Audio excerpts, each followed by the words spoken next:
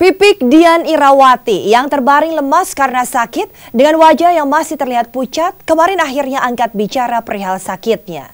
Tapi apa sesungguhnya sakit yang diderita oleh Pipik sampai ia harus menghabiskan 5 botol infus?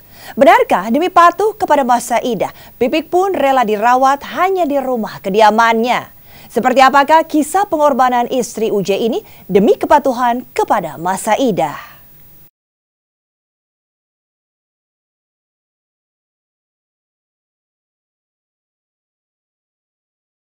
Pipik Dian Irawati, istri almarhum UJ yang sudah seminggu lebih terbaring sakit, kemarin akhirnya angkat bicara tentang sakitnya.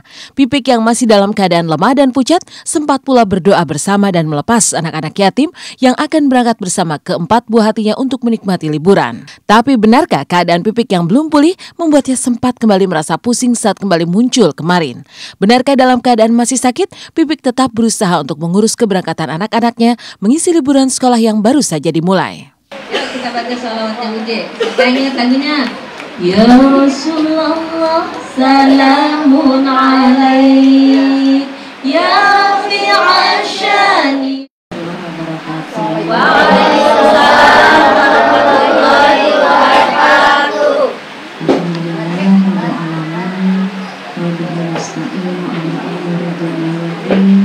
Wassalatu wassalamu ala asrafil anbiya'i wal mursalin sayyidina wa maulana Muhammadin sallallahu alaihi wasallam wa ala alihi wasallam.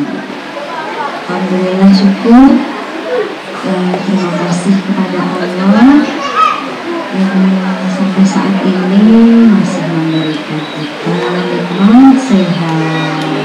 Alhamdulillah semuanya bisa datang ke sini, anak-anak yatim, anak-anak pemilik semuanya liburan sekolah ini ya bisa sama-sama silaturahmi. Insya Allah nanti kita semuanya sama-sama sama anak-anak pemilik semua pergi, kita semua jalan-jalan ke jungle ya.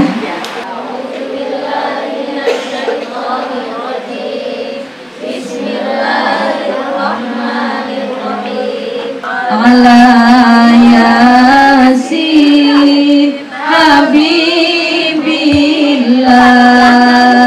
Ya sih, ini sih dipaksain turun, memang harusnya kan dari kemarin juga nggak harus bed rest gitu.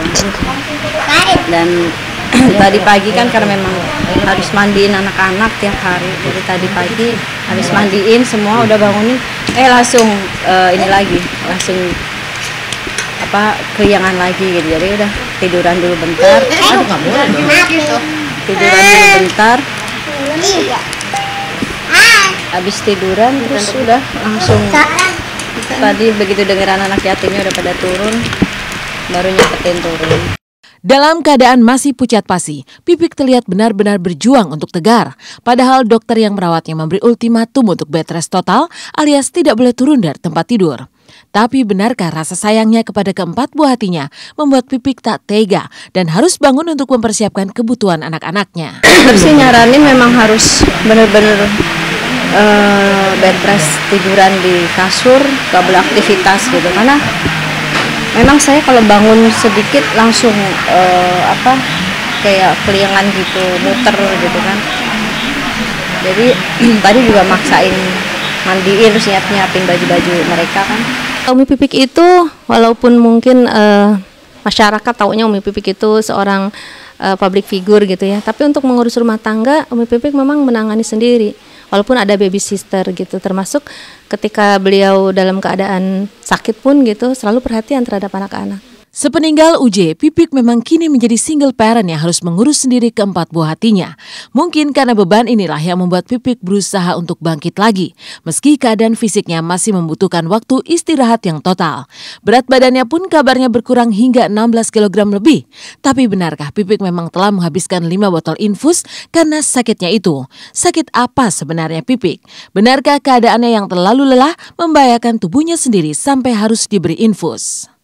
Kalau dokter sih, karena memang kondisi saya kan ngedrop banget dari mulai dehidrasi, buang-buang air itu sampai batuk, pilek yang sesak napas. Akhirnya kata dokter sih emang banyak virus yang masuk gitu. Jadi dan karena saya lemes banget, akhirnya harus dimasukin cairan gitu. Karena kan saya makan juga nggak mau gitu.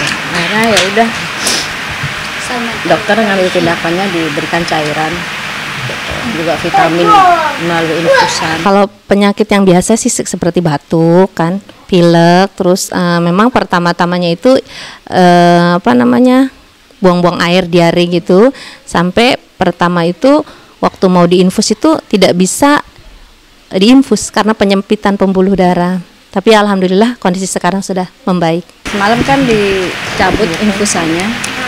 Dan semalam juga sama ada Master Saiho yang terapi saya, karena memang selain dokter kan ada terapi alternatif, ada namanya Master Saiho, Mbak Sandrina Malakiano yang bawain.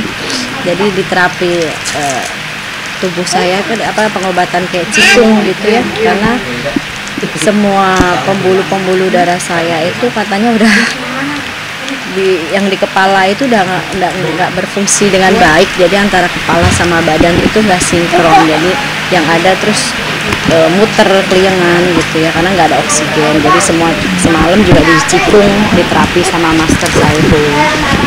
Iya, dokter sih masih kontrol. Terakhir dokter bilang bahwa Umi hanya perlu istirahat. Iya, karena kelelahan. Tapi benarkah sesungguhnya Pipik tumbang secara tiba-tiba hingga harus diinfus karena masih tak kuasa atas kepergian sang suami tercinta? Mengapa sebelum tumbang Pipik sering terlihat menangis? Benarkah Pipik ternyata tak setegar yang diharapkan? Kalau kepikiran almarhum ya tentu ya, namanya juga almarhum, meninggalnya juga tidak sakit yang melelahkan ditunggu gitu. Jadi ya tentu itu termasuk mempengaruhi kondisinya Umi Pipik kemarin. Sebelum di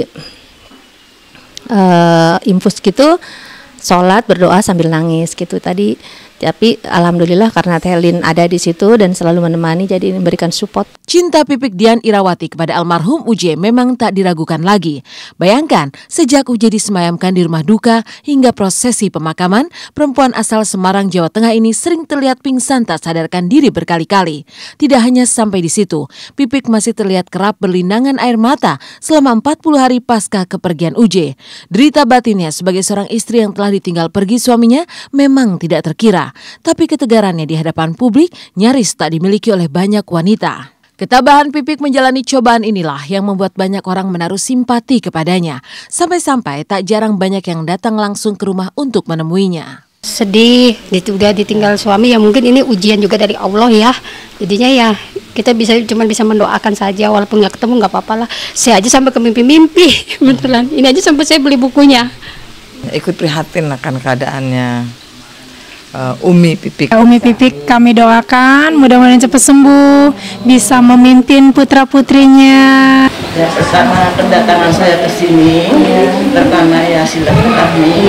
Saya ya itu sesuai dengan apa yang saya katakan tadi. Saya melaksanakan. Ya hanya sedikit ilmu. Saya juga sebetulnya malu ya. Untuk menyumbang itu karena mungkin tidak berarti, tapi memang saya punya niat itu. Jadi saya mau sumbangkan Umi untuk membantu bangun pesantren gitu. Kira-kira bisa diterima kan Umi ya? Bisa diterima dengan ikhlas. Terima kasih banyak. Saya coba.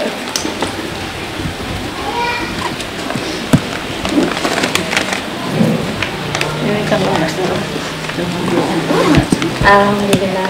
Jadi mohon diterima, sampaikan sama Mbak Pipi, sama Umi. Dan satu yang membuat Pipik dikagumi adalah kepatuhannya akan ikatan masa idah yang harus dijalaninya selama 4 bulan 10 hari pasca ujian meninggal. Sampai-sampai karena kepatuhannya itu, Pipik rela untuk dirawat di rumah sendiri meski sakitnya parah dan membahayakan dirinya sendiri. Ya karena darurat, memang masa idah itu kan nggak boleh keluar sembarangan. Tapi kalau memang sakit, dokter nggak bisa ke rumah boleh kita keluar rumah sakit. Tapi selama dokter masih bisa datang ke rumah kita, ya ke rumah kita. Kayak Pipik kan gitu. Jadi masa idah itu pengertiannya adalah kalau kita laksanakan itu saking cinta kepada almarhum. Siapa aja nih ya. Pokoknya seorang istri ditinggal suaminya. Kalau suami beda sama istri. Istri meninggal, hatta dia malam ini nikah lagi nggak masalah.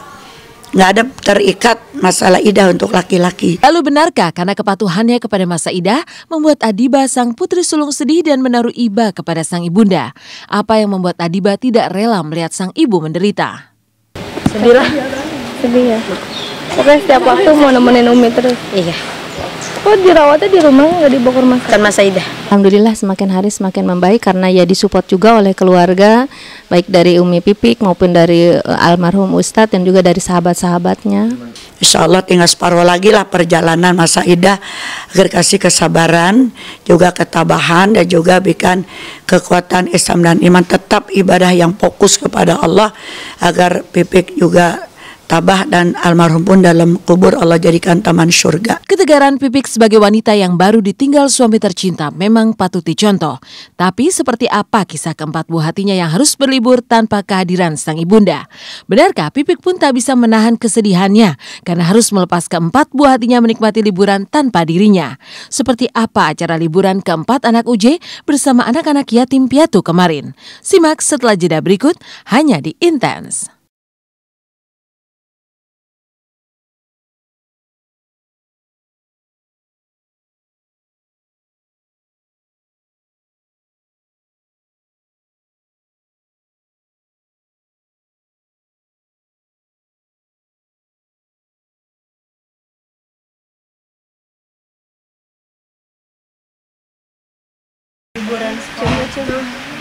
Kissing. We happy kissing. Udah di koper semua ya. Masa idah yang dijalaninya pasca kepergian UJ memang belumlah selesai. Maka bukan hanya memanggil dokter ke rumah, kemarin Pipik pun melepas keempat anaknya untuk berlibur tanpa ditemani dirinya. Namun seperti apakah liburan Adiba, Abizar, Ayla, dan si bungsu Bila tanpa kehadiran sang ibunda? Benarkah keempat anak UJ ini pun paham akan masa idah yang masih harus dijalani oleh sang ibunda?